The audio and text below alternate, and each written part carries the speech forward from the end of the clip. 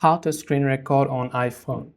So I'm also showing you this tutorial by screen recording my iPhone, right? So you don't need to have access to any third-party apps or anything. You can just screen record using your default controls.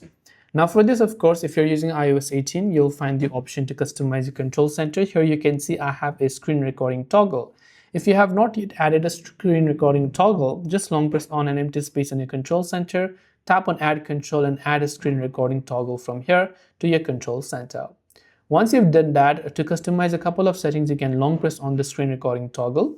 Normally, most people, they might have turned off this microphone. So if you also want to record the audio coming from your mic, you have to enable microphone. Otherwise, it will only record the phone audio, like the media.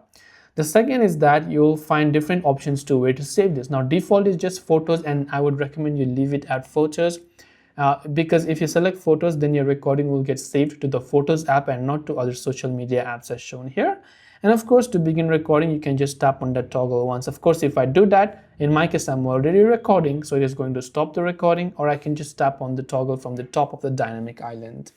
So that's all for this video. If you have any questions, do feel free to leave them down. Thanks for watching and see you soon in the next video.